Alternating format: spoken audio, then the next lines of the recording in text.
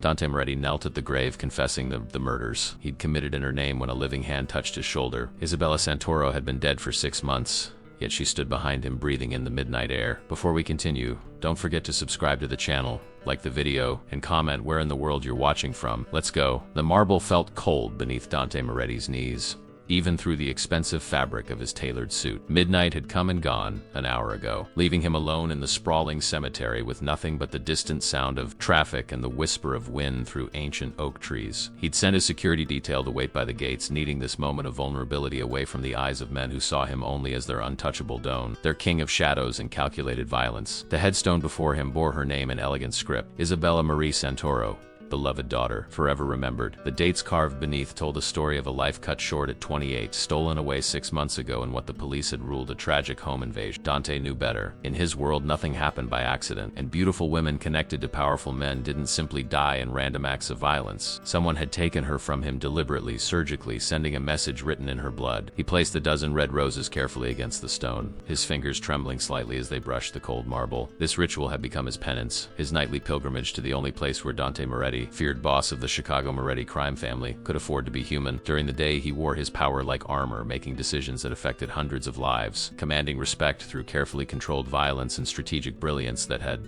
expanded his territory beyond what his father had ever dreamed possible. But here in the darkness, he was just a man who'd lost the only woman he'd ever truly loved. Isabella, he began, his voice rough with emotion he showed to no one else. I found them today, the Castellano brothers. They were hiding in Detroit, thinking distance would save them. He paused, his jaw tightening with barely contained rage. They died slowly, tesoro mio. I made sure of that. Made sure they understood exactly what they'd taken from me before I sent them to whatever hell awaits men who hurt innocent women. The confession poured out of him like poison from a wound, each word laced with the kind of intimate honesty he'd never shared with her when she was alive. That was his greatest regret. The knowledge that he'd kept her at arm's length emotionally, even while pulling her into his world, convincing himself that maintaining distance would somehow keep her safe from the dangers of his life. He'd been so careful, so controlled, presenting only the civilized facade while hiding the brutal reality of what he did to maintain his empire. And his caution had accomplished nothing except ensuring she'd died without knowing how completely she owned his heart. I should have told you everything, he continued, his fingers absently tracing the letters of her name. Should have trusted you with the truth instead of feeding you sanitized versions of my business deal. You were smart enough to know what I was, Isabella. I saw it in your eyes sometimes. The way you'd watch me take certain phone calls or disappear for hours without explanation. You never pushed, never demanded answers I wasn't ready to give, and I loved you for that patience, even as I hated myself for exploiting it. A gust of wind sent leaves skittering across the graves surrounding them, nature's whisper through the city of the dead. Dante had purchased the plot 6 months ago, choosing a location beneath spreading oak branches where morning light would filter through leaves to warm the cold earth. He'd spared no expense on the funeral, filling the cathedral with white roses and hiring musicians to play the Puccini she'd loved. 300 people had attended, a mix of legitimate business people who knew him only as a successful restaurateur and import specialist, alongside carefully dressed soldiers from his organization who understood exactly what their don had lost. The investigation into her death had stalled within weeks, as Dante had known it would. He'd made certain the detective assigned to the case received enough money to support his comfortable retirement, though that particular transaction had been conducted through intermediaries, who ensured the funds could never be traced back to the Moretti family. Buying off law enforcement was a necessary evil in his business, but doing so to bury the investigation into Isabella's murder had felt like a betrayal of her memory. Still, he couldn't risk some ambitious detective stumbling onto evidence that would expose the truth about his operation, and Isabella would have understood that pragmatism, even if she wouldn't have approved. What the police hadn't discovered, Dante had learned through his own network of informants and carefully applied pressure on Chicago's underworld. The Castellano brothers had been contracted by the Santini family, a rival organization that had been testing the boundaries of Moretti territory for months. Isabella's death was meant to destabilize him emotionally, to create an opening that the Santinis could exploit while he grieved. They'd miscalculated catastrophically. Grief hadn't weakened Dante. It had transformed him into something far more dangerous, stripping away the last vestiges of mercy that had occasionally tempered his business decisions. The war that followed Isabella's death had been brief and brutal. Dante had struck at Santini operations across 3 states simultaneously, dismantling their drug distribution networks and eliminating key lieutenants with surgical precision. Within 2 months, the Santini Don had called for a sit-down. offering territory and substantial financial compensation in exchange for peace. Dante had accepted the deal publicly while privately ensuring that every man who'd had even tangential involvement in planning Isabella's death met increasingly creative end. "Tonight I closed the last loose end," he told the headstone, his voice carrying grim satisfaction. Joseph Castellano's wife, she knew about the contract, Isabella. Knew her husband was going to kill you and said nothing. His fingers curled into fists against his thighs. "I couldn't let that stand. Couldn't let someone who could have saved you continue living as if your death meant nothing." The admission should have troubled him more than it did. Dante had never been a man who hurt women. His code, inherited from his father and grandfather before him, held that certain lines must never be crossed. But Isabella's death had rewritten those rules, burning away the comfortable boundaries he'd maintained between necessary violence and unconscionable cruelty. He'd become something monstrous in his grief, and the worst part was how little he cared about his own moral degradation. "I'm losing myself," he confessed, the words catching in his throat. "Every day I feel more of the man you knew disappearing, replaced by something that lives only for revenge and power. I don't sleep anymore, not really. Just close my eyes and see your face in those final moments. The coroner said you died quickly, that you probably didn't suffer. But I know that's a lie. They tell people to make death seem kinder than it is. You were terrified, weren't you, Tesoro? Alone in that apartment we'd chosen together, waiting for me to come home. Instead, men with guns arrived to end your life for sins that were mine, not yours." Guilt was a constant companion now, weighing down his shoulders even as rage drove him forward through days that blurred together in an endless cycle of meetings, decisions, and violence. His underboss Marco had started making worried noises about his behavior, suggesting that perhaps the Don needed time away from Chicago to clear his head. Dante had nearly killed him for the presumption. Time away wouldn't bring Isabella back. Distance wouldn't ease the hollow ache in his chest that grew larger every day, threatening to consume everything he'd built. The city stretched out below the hillside cemetery, a carpet of lights marking the territory he controlled through fear and strategic brilliance. Somewhere out there, life continued with mundane concerns about bills and jobs and relationship. Ordinary people living ordinary lives, blissfully unaware that men like Dante Moretti existed in the shadows, making decisions that affected their neighborhoods and businesses without their knowledge. He'd once found satisfaction in that power, in knowing that his word could alter the trajectory of thousands of lives. Now it all seemed meaningless without Isabella there to ground him, to remind him that beneath the violence and territory and respect, he was still human. "I miss you," he whispered, the words inadequate for the vast emptiness inside him. "Miss your laugh, your terrible jokes. The way you'd argue with me about politics and art and whether pineapple belonged on pizza. You made me want to be better, Isabella. You made me think maybe I could balance this life with something softer, something that didn't always end in blood and betrayal. I was going to tell you everything, you know. Had it all planned out. Would take you away for a weekend somewhere far from Chicago in the family business. And I'd finally be honest about who I really was and what I really did." He pulled a small velvet box from his jacket pocket, opening it to reveal the ring he'd never had the chance to offer her. A 3-carat diamond surrounded by sapphires, custom designed to match the particular shade of her eyes. He'd been carrying it the night she died, planning to propose over dinner at the restaurant where they'd first met. Instead, he'd walked into her apartment to find police cordoning off the scene, detectives taking photographs of her body, and his entire world ending in the space between one heartbeat and the next. The ring caught moonlight, throwing prismatic colors across the marble headstone. He should have buried it with her, but he couldn't bring himself to let go of that last symbol of the future they'd never have. Sometimes he imagined an alternate timeline where he'd proposed earlier, where maybe marriage would have afforded her the protection of his name and his family's fearsome reputation. It was a fantasy, he knew. The kind of enemies who'd orchestrated her death wouldn't have been deterred by a wedding ring. Still, the what-ifs haunted him worse than any ghost. Behind him, something shifted in the darkness between the graves. Dante's hand moved instinctively to the weapon holstered at his hip, his body tensing with the practiced awareness of a man who'd survived 3 decades in a business where momentary inattention meant death. He remained kneeling, unwilling to show fear even to an unseen presence, but his fingers closed around the grip of his Beretta with familiar comfort. The cemetery should have been empty at this hour, his security team ensuring that no one approached while their Don paid his respects to the dead. The sound came again, closer this time. Not the heavy footfalls of multiple attackers or the careful stealth of a professional assassin, but something softer, hesitant, almost familiar in a way that made his heart constrict painfully. He turned slowly, every sense heightened, scanning the shadows between marble monuments and weathered headstones for the source of the disturbance. She stood 10 feet away, partially obscured by the spreading branches of an oak tree, moonlight filtering through leaves to paint her face in silver and shadow. For a moment, Dante's mind simply refused to process what his eyes were telling him. It wasn't possible, couldn't be possible. He'd identified her body in the morgue, stood over her casket during the funeral, watched as they lowered her into the ground beneath the headstone he now knelt before. "Isabella," he breathed, the words somewhere between prayer and accusation. She stepped forward into clearer light, and details that had been obscured by distance and shadow resolved into impossible clarity. Same dark hair falling in waves past her shoulders. Same delicate features that had haunted his dreams for 6 months. Same ocean blue eyes that had seen through his careful carefully constructed facades to the damaged man beneath. She wore a black cloak that obscured her body, but her face was exactly as he remembered, down to the small scar above her left eyebrow from a childhood accident she'd once described while they lay tangled in sheets, trading histories in the intimate darkness before dawn. "You're not real," Dante said, his voice steadier than he felt. "You're dead. I identified your body. This is grief or madness or some kind of elaborate trick." She moved closer, each step deliberate and careful,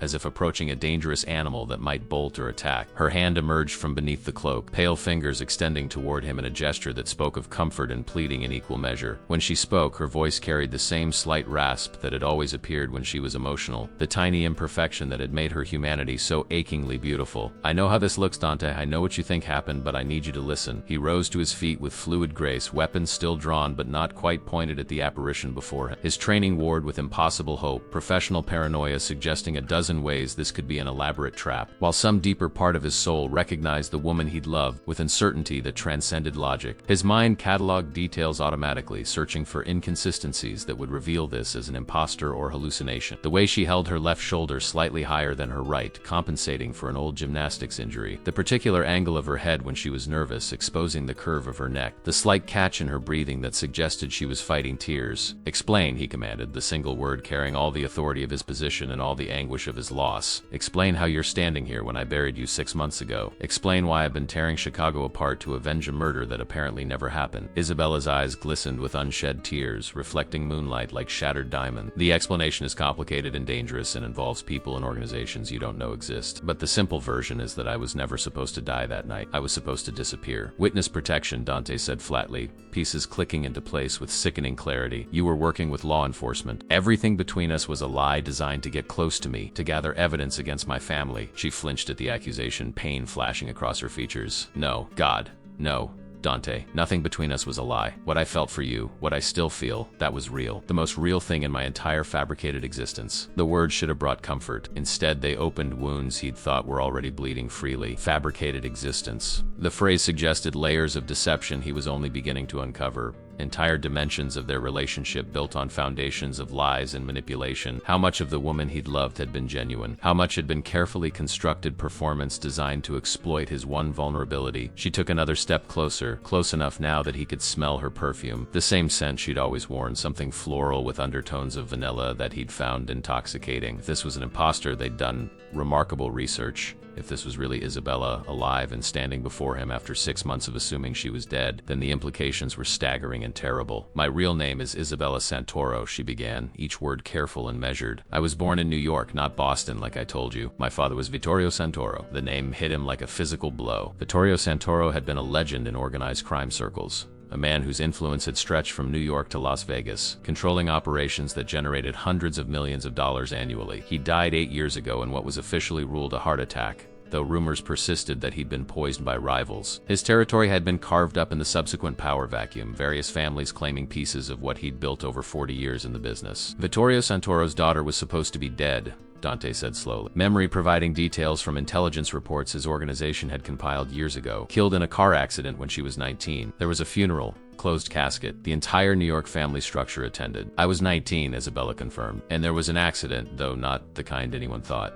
My father had me removed from his world that night, staged my death to protect me from enemies who would have used me against him. He sent me away with new identification, new history, enough money to build a life far from the violence and territory wars. But you came back," Dante observed, his analytical mind working through implications even as his emotions churned in chaos. "You came to Chicago, got close to me specifically. That wasn't coincidence." She shook her head and tears finally spilled over, tracking down her cheeks in silver streams. "No, it wasn't coincidence. I came here looking for answers about my father's death. I'd spent 8 years in exile building a normal life, trying to forget where I came from. Then, 6 months ago, I received information suggesting he'd been murdered, and the evidence pointed to connections with Chicago operations. My organization had nothing to do with Vittorio Santoro's death," Dante said with absolute certainty. "We weren't even operating in New York markets 8 years ago. My father was still running things then, and his policy was strict non-interference with East Coast families."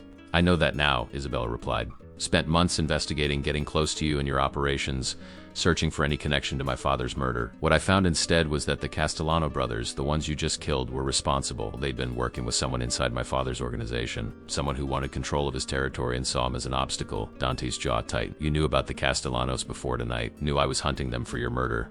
Why didn't you come forward? Why let me wage war across 3 states for revenge that wasn't necessary? Because the war was necessary, she said quietly, just not for the reasons you thought. The Castellanos were planning to kill you next, Dante, had been setting up the attempt for months. My staged death was supposed to destabilize you emotionally, make you vulnerable. When you retaliated against the Santinas thinking they were responsible, it created exactly the chaos they needed to move against your territory. He stared at her, processing the layers of manipulation and counter-manipulation, trying to reconcile the woman he'd loved with this stranger who'd apparently orchestrated an elaborate intelligence operation while maintaining the fiction of their relationship. Everything he thought he'd known, every memory they'd created together was now suspect. Had she ever truly cared for him, or had it all been performance in service of her investigation? You let me believe you were dead, he said, and his voice carried a coldness that made her take an involuntary step backward. Let me spend 6 months destroying myself with guilt and rage. Let me become a monster in pursuit of vengeance for a crime that never happened. Do you have any concept of what that knowledge does to a man? I made choices, Isabella said, and her own voice hardened slightly, spine straightening with inherited pride from generations of Santoros who'd commanded respect through strength rather than apology. Choices that kept you alive while I worked to identify everyone involved in the conspiracy against both our family. You think the Castellanos were acting alone? They were foot soldiers, Dante. Someone much more powerful orchestrated everything, and that person is still out there, still dangerous to everyone we care about. The revelation should have shocked him.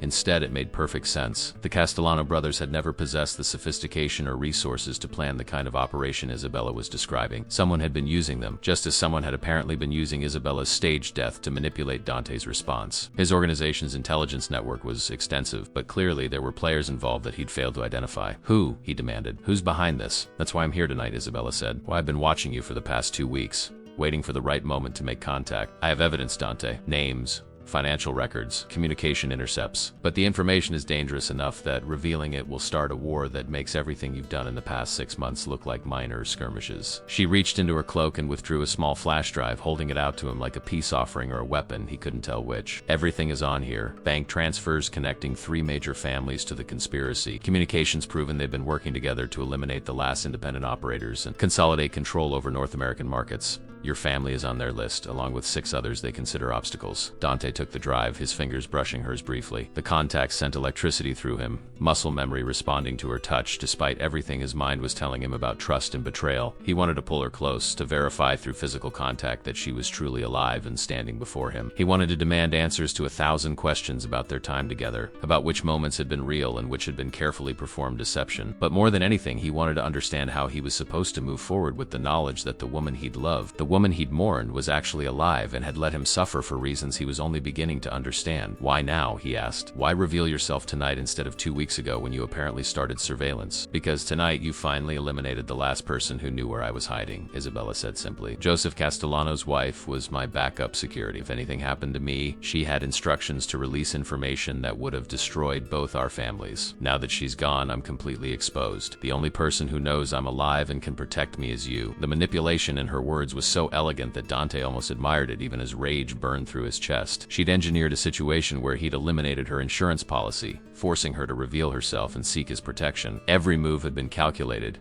every decision strategic. This was Vittorio Santoro's daughter indeed, displaying the same ruthless intelligence that had built her father's empire across 3 decades of territorial wars and power consolidation. So you're telling me, Dante said with dangerous calm, that I killed an innocent woman tonight because you needed me to remove your leverage? That her blood is on my hands because you orchestrated circumstances that made her a target? Isabella's expression hardened, grief and guilt flashing across her features before being replaced by the steely resolve of someone who'd made impossible choices and learned to live with the consequences. Marie Castellano knew exactly what her husband did, knew about the plans to kill you. She wasn't innocent, Dante. She was complicit in everything, and if I hadn't used her as insurance, you would have killed her anyway once you worked through your list of everyone involved. The logic was sound even as it made his soul recoil.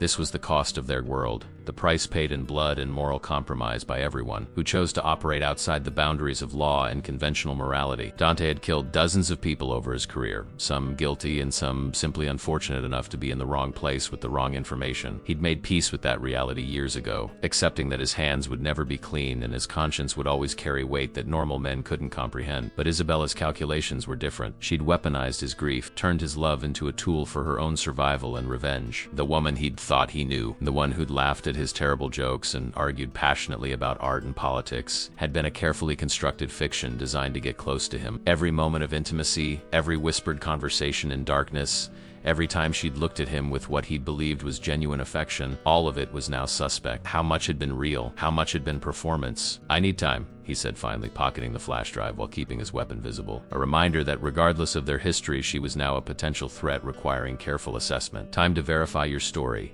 to check the information on this drive, to decide whether you're telling me truth or weaving another layer of deception." Isabella nodded, as if she'd expected nothing less. "I have a safe house 20 minutes from here. Basic security, nothing elaborate. I'd been living there since staging my death, working my investigation while staying invisible to everyone hunting. You'll come with me." Dante correct. "To one of my secure locations where my people can ensure you're not leading anyone back to my operations. If your story checks out, we'll discuss what happens next. If it doesn't, well," he let the implication hang between them, unspoken but perfectly clear. She didn't flinch from the implicit threat. Instead, she met his gaze with the kind of steady courage that had initially attracted. The Isabella he'd known had never been intimidated by his power or his reputation, treating him as a man rather than a title. That quality at least appeared to be genuine. "I expected nothing less. Your security protocols are thorough. I've watched your people work for months. They're good at what they do." The casual mention of surveillance sent fresh anger through him. She'd been watching him grieve, studying his deterioration, observing as he became progressively more monstrous in pursuit of revenge she knew was misdirected. For 6 months, she'd maintained her ghost status while he destroyed himself emotionally, and apparently she'd considered that an acceptable cost of her investigation. "Walk ahead of me," Dante instructed, gesturing toward the cemetery gates where his security team waited. "Any sudden movements, any attempt to signal someone or run, and I will put a bullet in your spine without hesitation. Understand?" "I understand," Isabella said quietly, and something in her voice suggested genuine hurt at his coldness. But she moved as instructed, her cloak billowing slightly as she walked between rows of graves toward the distant lights of his waiting vehicles. Dante followed 3 paces behind, weapon trained on her back, mind racing through implications and possibilities. His security team would be shocked to see him emerge from the cemetery with a woman who was supposed to be dead. Questions would cascade through his organization. Rumors spreading about the Dawn's midnight visitor and what her survival meant for ongoing operations. He'd need to contain the information carefully, determine who could be trusted with the knowledge that Isabella Santoro, Lived, before making any broader decisions about how to proceed. Marco stood beside the lead SUV, his expression shifting from professional alertness to stunned disbelief as Isabella emerged from the cemetery gates. The underboss had attended her funeral, stood beside Dante during the burial, helped plan the retaliatory operations that followed her supposed murder. Seeing her alive and apparently cooperative with their Doan would require explanations Dante wasn't ready to provide. "Don Moretti," Marco began, his hand instinctively moving toward his weapon as training over road shock. "Is everything ... Secure the perimeter," Dante commanded, his tone brooking no argument or questions. "No one enters or leaves this location until I give explicit authorization. And get Vincent on the phone. I need the Riverside safe house prepared for an extended stay. Full security protocols, rotating guards, and complete communication lockdown." Marco processed the orders with professional efficiency despite obvious confusion. His eyes kept returning to Isabella, trying to reconcile her presence with everything they'd believed about her death. "Sir, should I inform the family council about this development?" "Negative," Dante said sharply. "This information stays contained within immediate security personnel until I determine how to proceed. Anyone who speaks about tonight's events without my authorization will be dealt with permanently. Am I clear?" "Crystal clear, Don Moretti," Marco confirmed, though his expression suggested he understood the gravity of what had just transpired. He moved to execute his order, speaking rapidly into his phone while other security personnel took positions around the cemetery perimeter. Isabella stood quietly during these exchanges, observing the smooth efficiency of Dante's organization with what might have been professional appreciation. She'd spent months studying his operations, learning his security protocols and chain of command. Now she was seeing them deploy in real time, protecting her even as they prepared to imprison her for interrogation and verification. The drive to the Riverside safe house took 30 minutes through Chicago's late-night streets. Dante sat beside Isabella in the back of the armored SUV, maintaining careful distance while his mind worked through the complex chess game unfolding. If her information was genuine, if she truly had evidence of a multi-family conspiracy, then the implications were staggering. The kind of coordination she described would require years of planning and unprecedented cooperation between traditionally rival organizations. But if this was an elaborate trap, if Isabella had been turned by law enforcement or rival families, then bringing her into his secure location gave enemies direct access to his inner sanctum. Every instinct screamed caution, even as some deeper part of him wanted desperately to believe that what they'd shared had been real, that somewhere beneath the layers of deception and calculated manipulation lived the woman he'd fallen in love with. The safe house was a converted warehouse on Chicago's north side, externally anonymous but internally outfitted with security systems that rivaled military installations. Cameras covered every approach, reinforced reinforced walls could withstand small arms fire. The communication systems were encrypted beyond anything civilian law enforcement cracked. It was one of 5 locations Dante maintained for situations requiring absolute security and complete deniability. Isabella surveyed the interior with apparent calm as they entered, though Dante noticed the slight tension in her shoulders that suggested she understood the precariousness of her situation. She was voluntarily entering a location controlled entirely by a man she'd deceived for months, surrounded by his loyal soldiers with no backup and no escape route. Either she was supremely confident in her information and his residual feelings for her. She was operating on instructions from someone who'd calculated that the risk was acceptable. Sit, Dante instructed, gesturing toward a metal chair in the center of the main room. Isabella complied without protest, settling into the uncomfortable seat with inherited dignity that spoke of generations of Santoros who'd faced danger with their spines straight and their fear carefully concealed. Marco entered carrying a laptop and several electronic devices for analyzing the flash drive Isabella had provided. The underboss had been with Dante's family for 15 years, rising from street soldier to trusted advisor through demonstrated loyalty and tactical brilliance. If anyone could verify the authenticity of Isabella's evidence, it would be Marco. Boss, Marco said quietly, setting up his equipment on a nearby table. Before we proceed, I need to ask, are you certain about this? About her? The question carried layers of meaning beyond simple operational concern. He was asking whether Dante's judgment was compromised by emotion, whether the woman who died 6 months ago still held enough power over their Doan to cloud his strategic thinking. I'm certain of nothing, Dante replied honestly, which is why we verify everything before making any decisions. He turned his attention to Isabella, studying her face in the harsh fluorescent lighting that revealed details shadows had previously concealed. There was a new scar along her jawline, barely visible but definitely recent. Defensive wound, his experience suggested. Someone had come at her with a blade close enough to mark her before she'd escaped or neutralized the threat. That scar, he said, gesturing toward her jaw. When did you get it? Isabella's hand rose unconsciously to touch the mark. 3 weeks ago. One of the Castellano brothers tracked me to my safe house. I'd gotten careless, left a digital footprint that their people followed. He came alone, thinking he could handle me personally. Her smile was sharp and cold. He was wrong. You killed him yourself, Dante said. It wasn't a question. The third Castellano brother had disappeared 3 weeks ago, and they'd assumed he'd fled the country to escape retribution. Apparently, he'd died pursuing Isabella, one more body in the wake of her investigation. Some skills from my father's world stayed with me even after 8 years away, Isabella confirmed. He taught me to fight,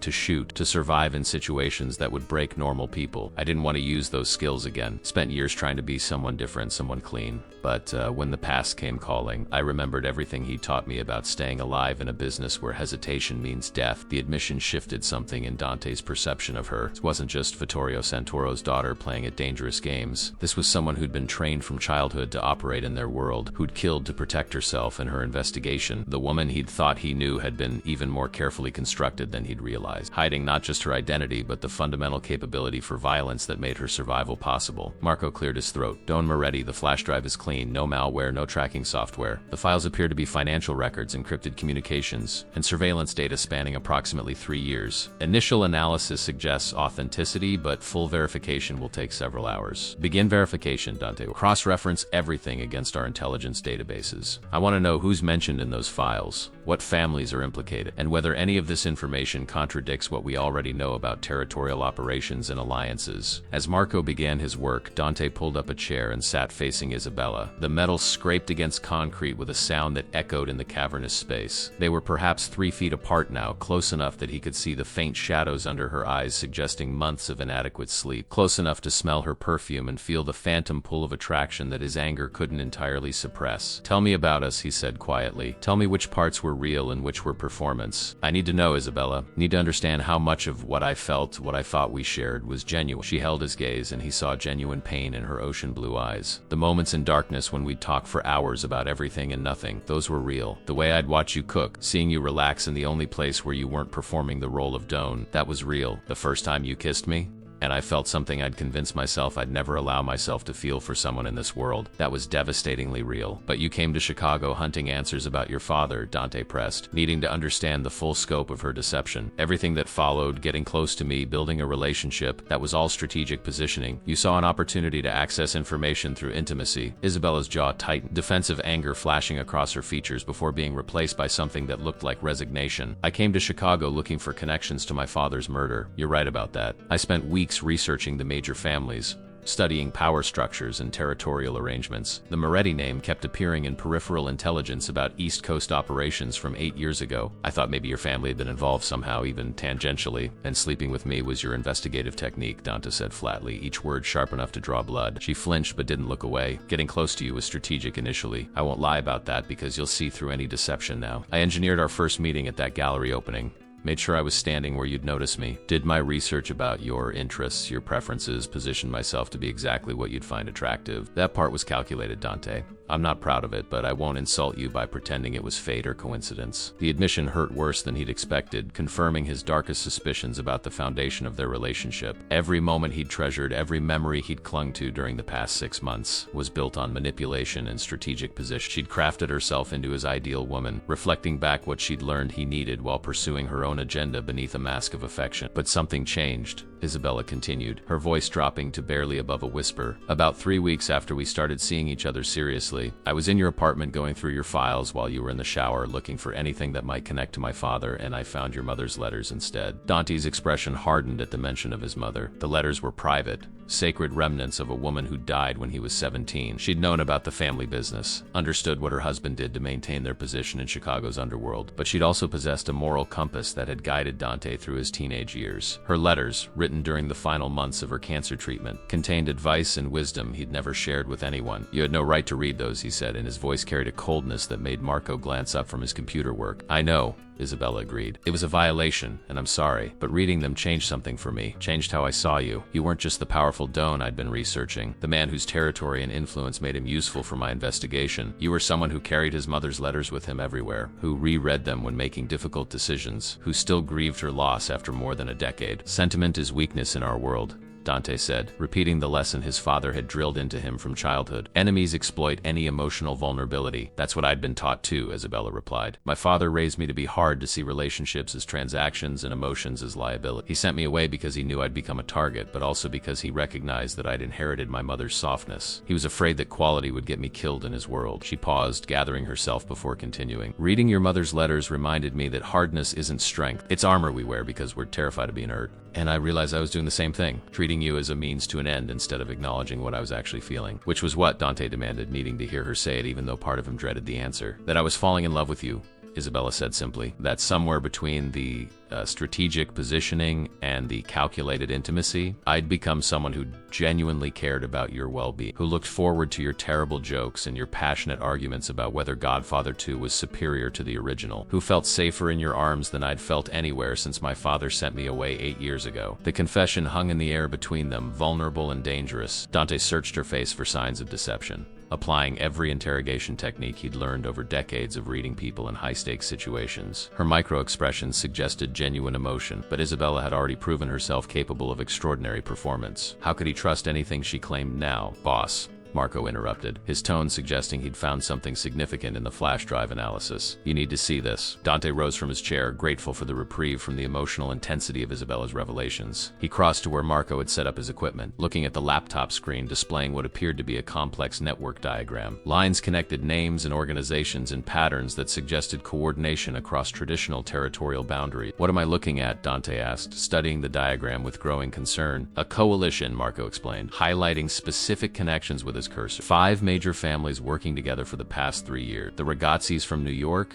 the Chun Syndicate from San Francisco, the Volkov Bratva operating out of Boston, the Rodriguez Cartel from Texas, and the Battaglia family from Miami. They've been consolidating territory, eliminating independent operators, and coordinating operations in ways that violate every territorial agreement established over the past 50 years. Dante absorbed the information with mounting dread. The families Marco mentioned represented some of the most powerful criminal organizations in North America. If they'd truly been working together instead of competing, the implications were staggering. Traditional organized crime operated on principles of territorial respect and negotiated boundaries. What Marco was describing suggested something far more dangerous: a fundamental reorganization of power structures that would render existing agreements meaningless. What's their objective? Dante asked, though he suspected he already knew the answer. Marco pulled up financial records showing massive monetary transfers between the coalition family. Based on the communications we've decrypted so far, they're planning to establish a national commission, not like the old 5-family structure that operated through negotiation and consensus. This would be actual centralized control, with the coalition families dividing North America into territories they'd govern absolutely, and families that resist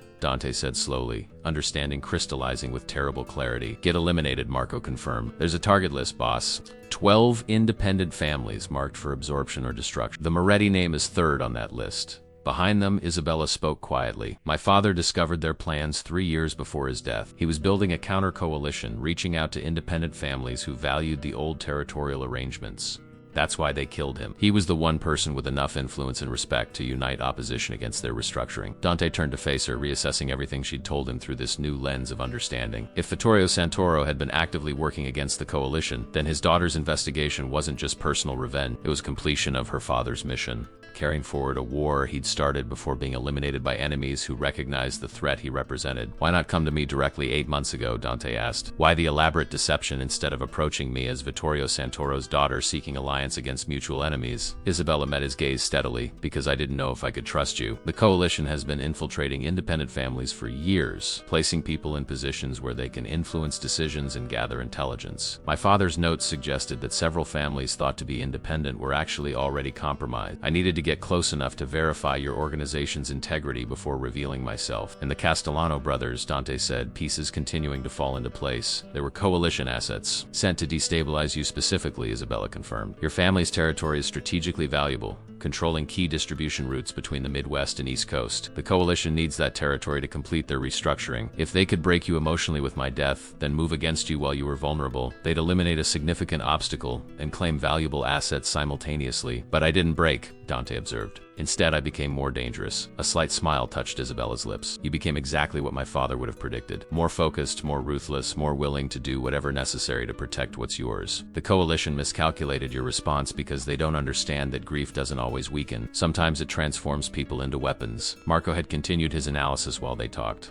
opening additional files and cross-referencing information against the Moretti family's intelligence databases. Boss, there's more here. Communications suggesting the coalition has been planning a major move for next month, something they're calling Operation Consolidation. Details, Dante commanded, his strategic mind already working through defensive possibilities and offensive options. Coordinated strikes against all 12 target families simultaneously, Marco explained, pulling up operational plans that displayed disturbing levels of detail. They've been positioning assets for months, building cases with corrupted law enforcement to justify raids, preparing public relations strategies to spin the violence as gang warfare that requires federal intervention. It's comprehensive, boss. They've thought through every angle. Dante studied the plans with professional appreciation for their scope, even as fury built in his chest. The coalition wasn't just planning to eliminate rival families. They were engineering complete restructuring of how organized crime operated in North America, using a combination of violence, legal pressure, and public perception management to accomplish in weeks what would normally take years of territorial negotiation. When next month, Dante asked. March 15th, Marco said, and the date carried ominous historical resonance. The Ides of March. Isabella rose from her chair, moving to stand beside Dante as they studied the operational plans displayed on Marco's laptop. Someone in that coalition has a sense of humor about betrayal and assassination. The Ides of March, when Caesar was killed by the very senators he trusted. They're making a statement about eliminating leaders who stand in the way of their vision for reorganization. We have 5 weeks, Dante observed, his mind already calculating what could be accomplished in that time. 5 weeks to warn the other target families, to build defensive coalition, to prepare for coordinated assaults across 12 territories simultaneously. It's not enough time,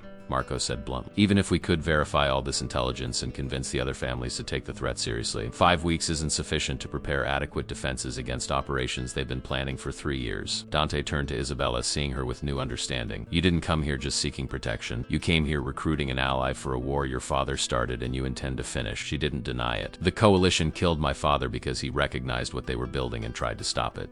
They staged my death to use me as a weapon against you. They've spent 3 years positioning themselves to destroy everything our families built over generations. Yes, Dante, I came here recruiting, because if we don't fight back together, we'll all be eliminated separately. He studied her face, searching for any hint of manipulation or deception beneath her passionate conviction. What he saw instead was determination born from 8 years of exile, 6 months of investigation, and a lifetime of being Vittorio Santoro's daughter. She'd been raised in their world, understood its rhythms and rules, and possessed the kind of strategic thinking necessary to wage war against enemies who'd been planning this restructuring for years. You're asking me to trust you, Dante said quiet, to accept your intelligence at face value, to commit my family's resources and risk my people's lives based on evidence you provided. After 6 months of deception, after staging your own death and watching me destroy myself with grief, you want me to believe that everything on this flash drive is genuine and that your motivations are pure. Isabella held his gaze without flinching. I'm asking you to verify everything independently. Use your intelligence networks. Reach out to your contacts in law enforcement and other families. The evidence will corroborate my claims because it's real, Dante. The coalition exists. Operation Consolidation is scheduled, and 5 weeks from now, they're going to move against everyone who stands in their way. And what do you get out of this alliance, Dante pressed? Beyond revenge for your father and protection from the enemies hunting you. She smiled, and there was something predatory in the expression that reminded him forcibly of Vittorio Santoro's reputation. I get to complete what my father started, to unite the independent families and remind the coalition that power built on betrayal and consolidation is inherently unstable. And maybe if we survive, I get the chance to prove that what we had was real, that somewhere beneath all the deception and manipulation there was something worth salvaging. The admission carried vulnerability that her earlier confessions had lacked. This wasn't strategic positioning or calculated manipulation. This was genuine hope that despite everything that had happened, despite the lies and the staged death and the months of grief, something could be rebuilt between. Marco cleared his throat diplomatically. Boss, we should begin reaching out to your contacts for verification. If even half of this intelligence is accurate, we need to start preparing defensive measures immediately. Dante nodded slowly, making a decision that would commit his family to a war they hadn't chosen but couldn't avoid. Begin verification protocols. I want independent confirmation of the coalition's existence and corroboration of Operation Consolidation details within 24 hours. And Marco, do it quietly. If the coalition has infiltrated other families, we have to assume they might have assets within our organization too. As Marco moved to execute his orders, Dante turned back to Isabella. You'll stay here under guard while we verify your intelligence. If it checks out, we'll discuss terms of alliance and coordination with the other target family. If it doesn't, well, we'll deal with that situation when necessary. She nodded acceptance of the terms, understanding that despite their history and her revelations, she was still potentially a threat requiring careful management. 24 hours transformed Dante's world from cautious skepticism to grim certainty. His contacts across 3 states confirmed fragments of Isabella's intelligence through independent channels. A federal prosecutor in New York mentioned unprecedented cooperation between families that should have been rivals. A Chicago police detective noted suspicious coordination in recent territorial disputes that seemed orchestrated rather than organic. Most damning was a conversation with Don Marcello Rossini, whose Boston family controlled shipping operations along the East Coast. Marcello's voice had carried uncharacteristic fear during their encrypted call. I've been noticing strange patterns for months, Dante. Shipments getting intercepted with precision that suggests inside information. Key people in my organization developing sudden loyalties to families we've never worked with before. I thought I was becoming paranoid, seeing conspiracies where none existed. You weren't paranoid, Dante had assured him. You were noticing exactly what they wanted hidden until it was too late to respond effectively. Now, 30 hours after Isabella's appearance at the cemetery, Dante stood in his private office reviewing reports that confirmed every major element of her intelligence. Coalition existed. Operation Consolidation was real. The Ides of March deadline gave them less than 5 weeks to prepare for coordinated assaults across 12 territories. Everything Isabella had told him checked out through multiple independent sources, which meant the woman he'd believed dead for 6 months had been telling the truth about the conspiracy that threatened to reshape organized crime across North America. He found her in the safe house kitchen, cooking something that filled the converted warehouse with aromas that triggered memories of better times. She'd changed from the dramatic black cloak into jeans and a simple sweater, looking younger and more vulnerable without the theatrical costume. Her dark hair was pulled back in a practical ponytail, and she moved around the kitchen with comfortable familiarity despite being essentially a prisoner. Your intelligence checks out, Dante said from the doorway, watching her work. Every major claim, every connection you identified, everything on that flash drive has been corroborated through independent sources. Isabella's shoulders relaxed slightly. Tension she'd been carrying for 30 hours finally eased. So you believe me now? About the coalition, about Operation Consolidation, about everything. I believe the intelligence is accurate, Dante clarified, moving into the kitchen but maintaining careful distance. Whether I believe your motivations and your claims about what was real between us, that's a separate question requiring different kinds of proof. She turned to face him, wooden spoon still in hand, and something in her expression suggested hurt at his continued distrust. What would constitute sufficient proof, Dante? What do I need to do to convince you that despite the lies about my identity and the deception about my death, my feelings for you were genuine? The question hung between them, challenging him to articulate what kind of evidence could possibly verify emotional authenticity. How did you prove love when the foundation of a relationship was built on strategic manipulation? How did you trust someone who demonstrated extraordinary capacity for deception even when her intelligence proved accurate? I don't know, Dante admitted, and the honesty felt like vulnerability he couldn't afford. Maybe there is no proof that would satisfy me. Maybe the trust we had was destroyed permanently when you let me believe you were dead while watching me grieve. Isabella set down the spoon with deliberate care, her movements controlled despite obvious emotion. I made choices that hurt you. I understand that. But those choices also kept you alive, Dante. If I'd revealed myself earlier, if I'd come to you as Vittorio Santoro's daughter before gathering sufficient evidence about the coalition, you would have been exposed to threats you couldn't adequately prepare for. My staged death gave you 6 months of mourning, yes, but it also gave you 6 months where the coalition thought you were emotionally compromised and not worth targeting. So I should be grateful, Dante said flatly. Grateful that you manipulated me for my own protection. I'm not asking for gratitude, Isabella replied, and steel entered her voice. I'm asking for recognition that I made impossible choices in an impossible situation. My father spent 3 years trying to build opposition against the coalition before they killed him. I spent 8 years in exile trying to forget where I came from. When evidence reached me suggesting his death wasn't natural, I had to decide whether to stay hidden or finish what he started. Coming to Chicago, getting close to you, staging my death, all of it was in service of continuing his work. And falling in love with me, Dante pressed. Where did that fit into your father's work? She met his gaze steadily, and he saw vulnerability beneath her defiant exterior. That was the complication I never planned for. The variable that made everything harder, because suddenly I wasn't just completing a mission. I was risking someone I genuinely cared about. Do you think it was easy watching you grieve? Seeing you become progressively more isolated and dangerous? I wanted to come to you 100 times during those 6 months, wanted to reveal myself and stop your pain. But doing so would have compromised everything before I had sufficient evidence to prove the coalition's existence. Marco entered the kitchen carrying a tablet, his expression grave. Boss, we have confirmation from 3 more families on the target list. The Columbos in Philadelphia, the Yamamotos in Seattle, and the Brennan organization in New Orleans. All of them have noticed the same patterns we identified. Territorial encroachment disguised as random disputes, key personnel developing unexpected loyalties, coordination between families that should be competitors. How many have we successfully contacted?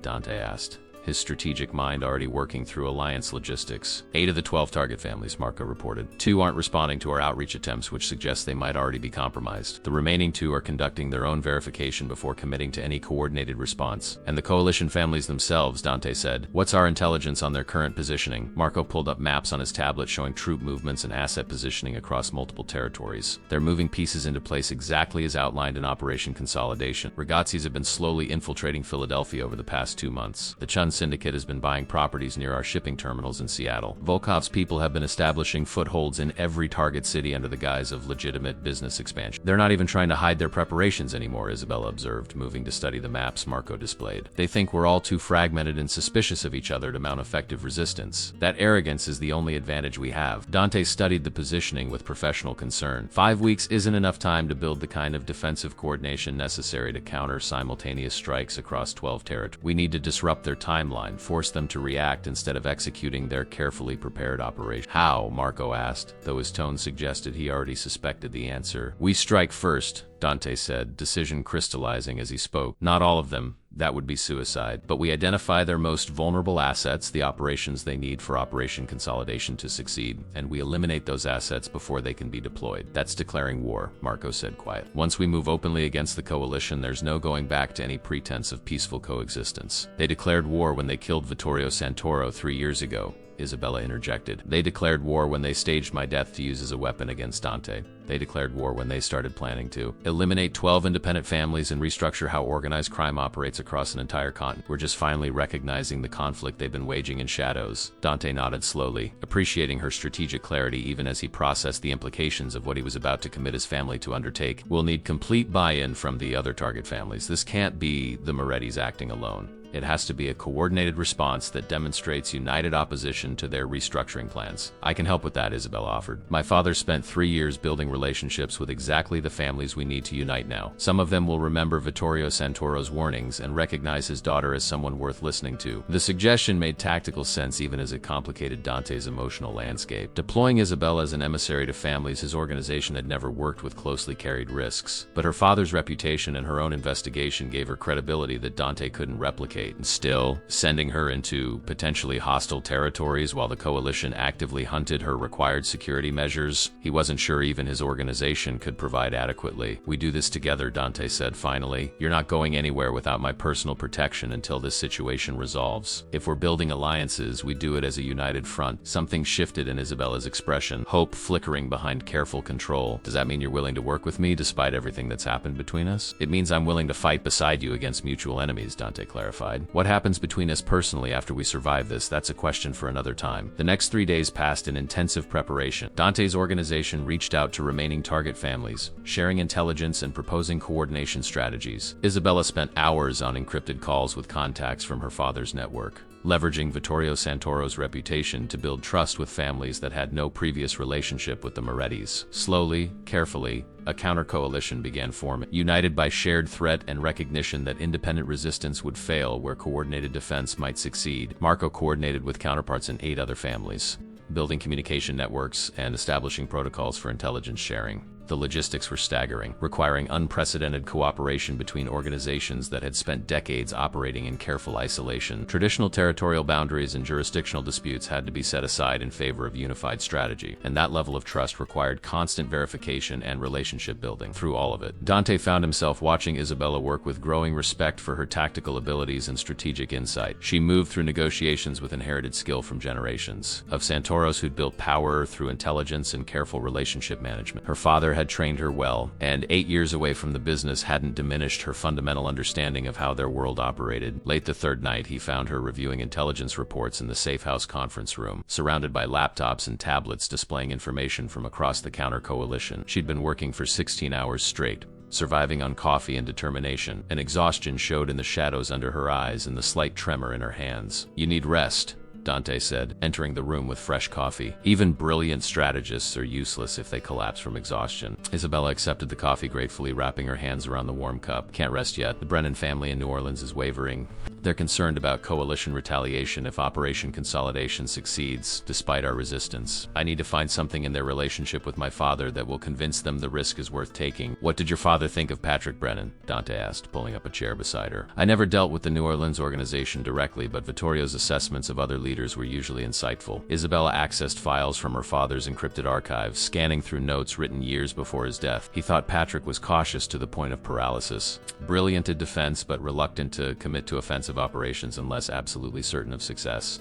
My father wrote that Patrick needed to see detailed tactical plans before supporting any major initiative. "Then we give him detailed tactical plans," Dante said, his mind already working through possibilities. "Show him exactly how we intend to disrupt coalition operations with specific targets and timeline projections. Give him the certainty he needs to overcome his natural caution." They worked through the night, building comprehensive operational plans that addressed every concern Patrick Brennan might raise. By dawn, they'd created a document that outlined specific strikes against coalition assets, predicted response patterns, and demonstrated how coordinated action would create opportunities for success that isolated resistance couldn't achieve. "This could work," Isabella said as they finalized the proposal. "This gives Patrick the strategic clarity he needs to commit his organization fully." She looked at Dante with something approaching admiration. "You think like my father did. He always said the key to building alliances was understanding what each party needed and providing it before they had to ask." The comparison should have felt like manipulation. Instead, it felt like recognition from someone who understood the complexity of leadership in their world. The meeting location was chosen for its neutrality and security, an abandoned factory on the outskirts of Gary, Indiana, equidistant from Chicago, Detroit, and Milwaukee, belonging to no family's territory and offering multiple escape routes if the gathering turned hostile. Dante had insisted on extensive advanced security sweeps, deploying his best people to ensure the coalition hadn't anticipated their counter-meeting and prepared an ambush. Isabella stood beside him as representatives from 9 target families arrived in armored vehicles, each bringing their own security details and enough firepower to start a small war. The tension was palpable as natural rivals gathered in the same space, setting aside decades of territorial disputes and personal grievances in recognition of the existential threat they all faced. Don Marcello Rossini arrived first, the Boston shipping magnate whose organization controlled East Coast maritime trade routes. He was in his 60s,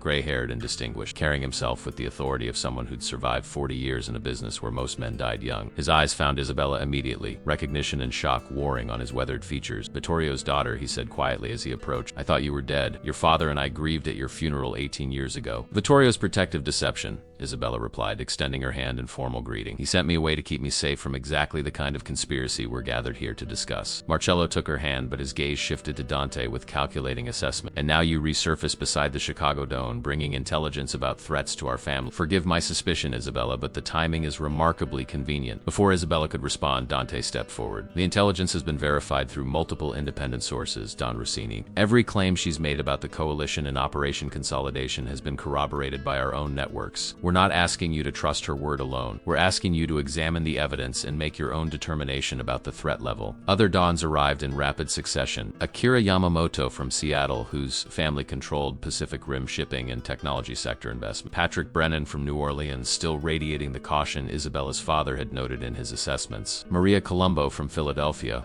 one of the few women to rise to leadership in their traditionally patriarchal world, known for her ruthless efficiency and strategic brilliance. Each brought their own suspicions and concerns, their own verification of the intelligence Isabella had compiled, their own calculations about whether united resistance was worth the risk. The meeting began with careful formality, each representative stating their organization's position and concern, territorial boundaries that would need to be respected even during coordinated operation, communication protocols that protected each family's internal security while allowing necessary information sharing, dispute resolution mechanisms for conflicts that would inevitably arise when traditional rivals worked together. Dante let others speak first, establishing the framework of cooperation before introducing the more controversial elements of his proposal. Isabella had coached him on the politics, helping him understand the complex relationships and historical grievances that would need to be navigated carefully. When he finally stood to present their counteroffensive strategy, he'd built sufficient credibility that even the most skeptical dons listened with genuine attention. The coalition has spent 3 years positioning assets for Operation Consolidation, Dante began, pulling up tactical displays on screens Marco had set up around the factory floor. They believe we're too fragmented to mount effective resistance, too suspicious of each other, too committed to protecting our individual territories to recognize the collective threat until it's too late. They're wrong. He outlined specific strikes against coalition assets that would disrupt their operational timeline. A Chun syndicate warehouse in San Francisco that stored weapons and equipment for their planned assaults. A Ragazzi's money laundering operation in Atlantic City that funded their expansion efforts. A Volkov Bratva recruiting center in Boston where they'd been training soldiers for simultaneous strikes. Each target had been selected for maximum disruption with minimum exposure, hitting the coalition where they were most vulnerable while avoiding direct confrontation that would trigger premature warfare. You're proposing we strike first, Patrick Brennan observed, his cautious nature evident in his measured tone. That transforms this from defensive preparation to offensive aggression. Once we cross that line, there's no negotiating peace terms or finding diplomatic solution. They crossed that line when they started planning our elimination, Maria Colombo interjected, her sharp voice cutting through the careful diplomacy. We're not starting a war. We're recognizing one that's already being waged against us and finally fighting back. The debate continued for hours, each don weighing the risks of action against the certainty of destruction if they remained passive. Isabella contributed tactical insights from her father's notes about coalition vulnerabilities and strategic thinking. Marco provided detailed intelligence about current coalition positioning and resource allocation. Slowly, consensus emerged that coordinated strikes represented their best chance of disrupting Operation Consolidation before the Ides of March deadline. As the meeting progressed into detailed operational planning, Dante found himself increasingly impressed by Isabella's contributions. She moved through complex political dynamics with inherited skill, knowing exactly when to press points and when to allow other space to reach conclusions themselves. This was Vittorio Santoro's daughter, indeed, displaying the same strategic brilliance that had made her father legendary across multiple territories. During a break in negotiations, Marcello Rossini approached Dante privately. His weathered face thought, "Your Isabella is her father's daughter in every way that mattered. Vittorio would be proud of what she's accomplished, continuing his work after all these years." "She's not my Isabella," Dante corrected automatically, though the denial felt hollow even as he spoke it. Marcello's knowing smile suggested he saw through the protest. "Perhaps not yet, but I watched you two work together during those negotiations. The way you anticipate each other's points, cover each other's weaknesses, build on each other's strategic insights. That kind of coordination doesn't come from recent acquaintance or professional necessity. That comes from genuine partnership." The observation cut deeper than Dante wanted to acknowledge. He'd been carefully maintaining emotional distance from Isabella, treating their interactions as purely tactical collaboration necessary for survival against mutual enemies. But Marcello was right. Something had developed between them during these intense days of preparation, a rhythm of cooperation that felt natural despite their complicated history. By midnight, they'd hammered out agreements that would have seemed impossible when the meeting began. 9 families committing to coordinated strikes against coalition assets, intelligence sharing networks that crossed traditional territorial boundaries, mutual defense pacts that would activate if any member organization came under attack. It wasn't perfect, and tensions remained beneath the surface of cooperation, but it was sufficient foundation for the kind of unified resistance that might actually succeed against the coalition's restructuring plans. As representatives departed into the night, Isabella found Dante standing alone in the factory's loading bay, watching the last vehicles disappear into darkness. The exhaustion she'd been fighting showed in every line of her body, but satisfaction glowed in her eyes. "We did it. Built the alliance my father spent 3 years trying to create. We bought ourselves a chance," Dante corrected. "Whether we can actually execute coordinated strikes and survive coalition retaliation, that remains to be seen." She moved to stand beside him, close enough that he could feel warmth radiating from her body in the cold night air. "You're always so cautious about claiming success. Can't you just acknowledge that tonight was a victory?" "Victory is surviving," Dante said quietly. "Everything before that is just preparation." They stood in comfortable silence for several moments,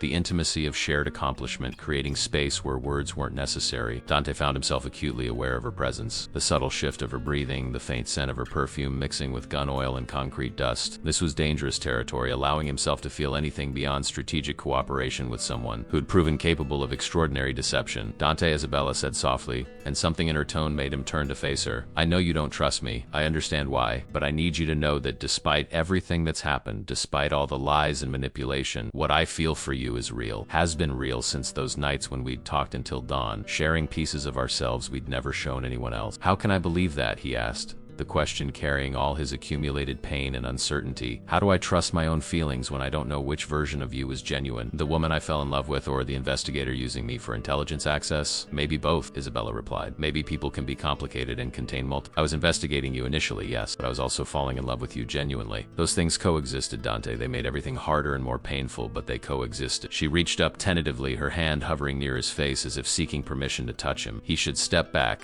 maintain the professional distance that kept him safe from further emotional damage. Instead, he found himself leaning into her touch as her palm settled against his cheek with exquisite gentleness. "I missed you," she whispered. "Missed this. Missed being able to touch you without strategic calculation behind every gesture." "You watched me grieve for 6 months," Dante said, though his voice lacked the anger that had characterized previous accusations. "Watched me destroy myself, thinking I'd lost you." "I know," and tears glittered in her eyes. "It was the hardest thing I've ever done, staying hidden while you suffered, but revealing myself earlier would have compromised everything. The Coalition was watching you closely, looking for any sign of weakness they could exploit. If they'd discovered I was alive and working, they would have moved immediately instead of waiting for their carefully planned March offensive." The logic was sound, had been sound every time she'd explained her reasoning. But logic didn't ease the emotional damage of those 6 months, didn't restore the trust that had been shattered when he learned she'd been alive and watching while he fell apart. "I don't know if I can forgive you," Dante admitted. "Don't know if what we had can survive everything that's happened." "I'm not asking for forgiveness," Isabella said, her thumb tracing his cheekbone with butterfly softness. "I'm asking for the chance to prove that despite all my mistakes and deceptions,